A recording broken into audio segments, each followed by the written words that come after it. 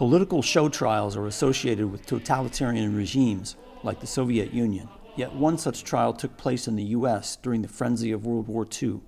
In this edition of American Dissidents, we uncover the 1944 Sedition Trial of 30 politically incorrect defendants.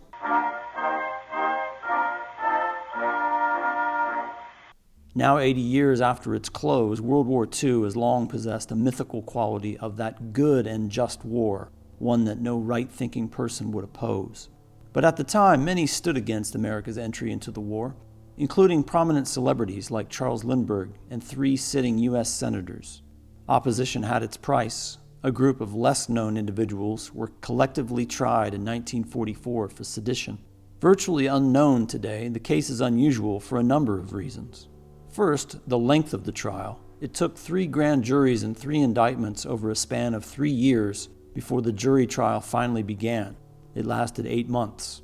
Secondly, holding a mass trial of 30 people at once gives it a lot of media attention. Throughout the proceedings, several defendants were dropped and others added, which gave the appearance of a prosecutor experimenting to see which set of defendants would provide the desired result. Another unusual aspect of the case was the character of the defendants. They were against America taking part in the war. Several were activists, speakers, and writers. Today they would be called right-wing extremists or worse. Some were naturalized Germans who belonged to the German-American Bund. This was an organization celebrating and promoting German culture. They held rallies while their members wore the military uniform of the German nationalists. Their most infamous rally was held at Madison Square Garden.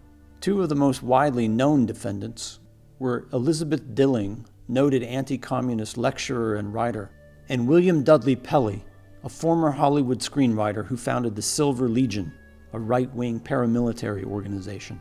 Another unique aspect was the legal theory on which the defendants were prosecuted.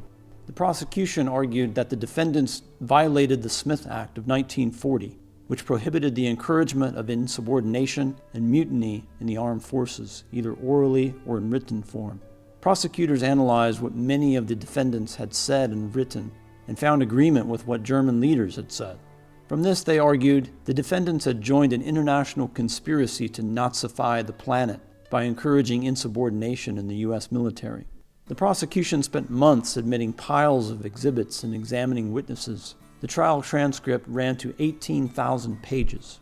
But its case failed for never showing any proof of criminal intent on the part of the defendants. Even the press realized the folly of the proceedings and stopped covering them after some weeks.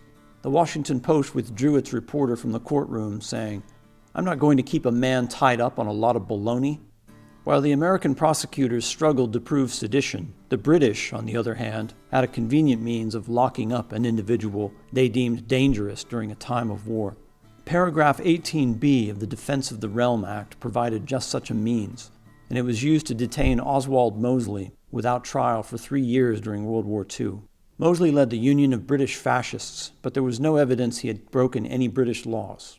During the Washington Sedition Trial, however, there were several bizarre events. 1 defendant died and 2 were severed from the case and placed into separate trials. A defense attorney was tried for contempt and fined. Another resigned from the trial citing fear and intimidation. 2 defense attorneys were shot at in their car and the bullet went through the windshield. Another defense attorney was beaten by thugs on the street and hospitalized.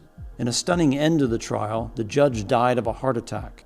A week later, a mistrial was declared and the indictment dismissed. The viewer may decide whether the 1944 sedition proceedings were in fact a show trial. The evidence suggests the indictment brought against these defendants was politically motivated and designed to humiliate and financially damage a group whose beliefs the Roosevelt administration and others found offensive. The prosecutorial strategy of inventing a legal pretense to criminalize law-abiding American dissidents represents yet another erosion of the First Amendment.